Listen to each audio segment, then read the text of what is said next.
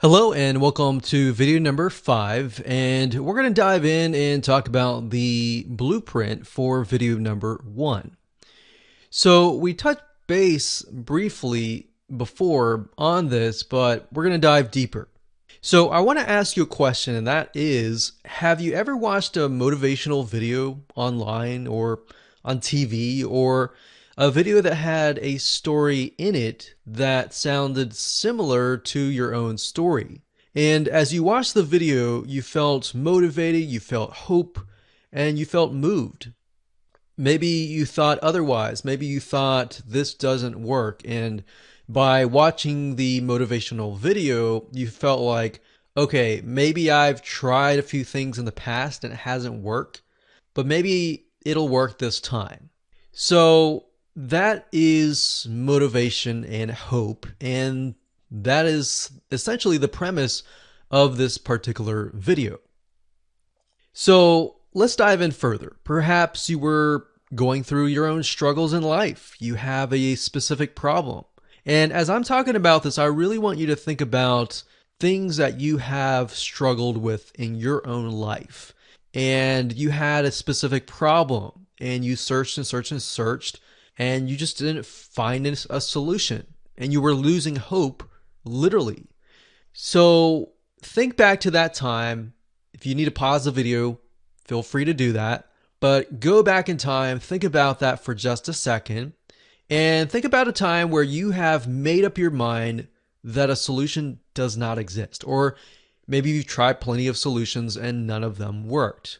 You see, the reason why I want you to feel that way and remember what that feels like is because that is what your prospects feel. So can you imagine if you created a video immediately selling to them, how much they would be turned off by you? Or how you, in that sense, in that situation, you would be turned off if you didn't know anyone and they just immediately went to the sales pitch. So if you're in that position of disbelief and you don't believe there's hope in that area, and then somebody sells you a solution, then you are considered someone who has not made their mind up, and you're just going to walk away. So, like I said, creating a sales video that goes immediately into selling, that used to work a decade ago, and it can still work if your prospect is fully aware of the solution. So we're kind of dealing with people who are not aware of the solution or not aware that there is a solution versus people who are aware that there is a solution and that you are the solution. So sending a sales video to somebody that already knows you is okay, because they already know you, they already know what you provide and what you sell and how you can help them. So those might be your list, your existing customers, or people that have associated with you. But here's the reality. The reality is that that amounts to a very small percentage, oftentimes less than 10%. So your goal on this video is not to sell. Hopefully that relieves a little bit of a burden, but to give people hope that even though that they're thinking this is not working, you get to tell them that this is working, and this is working not only for me, but for other people who have tried this product. Now, you don't even have to talk about the product yet. The goal here is not to sell. The goal here is to just reveal that their mindset is opposite. There is a solution. There are possibly case studies that you have to show that this is working. Now, to better help you with this, I really want you to think for just a second. Ask yourself this question. What emotional pain does your product or service solve? Really think about that for just a second. Pause this video and just think about that. And from there, why do you think your prospect is saying blank solution is not working? So maybe as an example, somebody who has high cholesterol and they're worried that they might be getting a heart attack. And you have a solution to help them lower their bad LDL or bad cholesterol. And they feel like, okay, I've tried this, I've tried that. I want to go the natural route. I don't want to be on pharmaceutical drugs. How do I do that on a natural route? So in this case, the emotional pain is there's no hope. I can't do this naturally. I have to go with the pharmaceutical route, which has all these other side effects and all of that. So knowing that, we know that the prospect is interested in some kind of homeopathic natural route. And at this point in time, they're looking to buy, but they've tried all these supplements and nothing is working. So, and then from there, then you ask yourself, the prospect is thinking, okay, I've tried all these natural solutions. Why is this not working? So if you have a product that will help them, or you have a guideline or system that would help them lower the cholesterol by resorting to natural avenues rather than pharmaceutical drugs, then you can tell them that. You can motivate them through that. So again, what can you tell them that will give them hope? That you can tell them, even though this is the mindset that you're having, you can totally contradict that mindset. And you can bring in the golden nugget or the secret blueprint that you discovered to help them find that solution. Now, the reason why a motivational video is so powerful is because it really disarms your audience. What it does is it breaks down their walls. When somebody listens to you immediately upon watching your video or coming to your site, they're immediately thinking, okay, what is the ulterior motive of this person? And if it's a motivational video and you're just trying to empower people, it breaks their walls down because it doesn't make them feel like you are selling. So imagine going to a car dealership and the car salesman immediately finds them, he starts selling them, he says, this is great, this and that, versus you have somebody else who comes up and says, hey, what are you looking for in a car? Okay, and the person says, yeah, I'm looking for this, I can't find this. And it's like, you know what? I know what you're looking for. So listening to the prospect is going to break down their walls. Now, obviously, a car dealership and all that is very different from a motivational video, but the point here is it just makes it so that it doesn't feel like you're selling.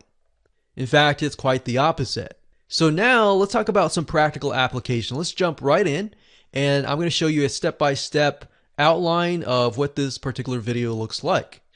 Okay, so before we get started, I would highly recommend that as we go through this, that you either jot it down on with a pen and piece of paper, or you pull out your smartphone or iPad or computer and you type it along. When you type it out, it's going to become muscle memory and you'll be able to actually create a script really, really fast. So again, video number 1, this is the motivational section. And the first thing you want to do is, of course, thank them for opting in. So remember, when they opt in, they will then see the video number 1. And then after you thank them, you tell them what they're about to learn, but you don't want to tell them everything. So in other words, you want to tell a little bit to kind of pique some curiosity, but you don't want to give everything away, if that makes sense. So say thank you for opting in. We're going to talk about this. This is what you're going to learn. And one thing I will say, when you write out a video script, asking questions, especially in the beginning, oftentimes will do really well, because what will happen is it'll invoke curiosity. People will begin to have kind of a conversation between you and them and in their heads. Next thing is, in other words, what do they have to gain by watching your video?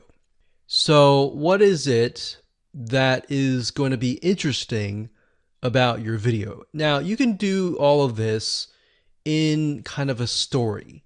You can jump straight into a story and insert these elements into your story. And by doing that, and by sounding more motivational, it's less likely the person is going to get their guard up and they are more likely to listen to you. Another question is, what kind of opportunity or benefit will benefit them? So what kind of opportunity or benefit will they get?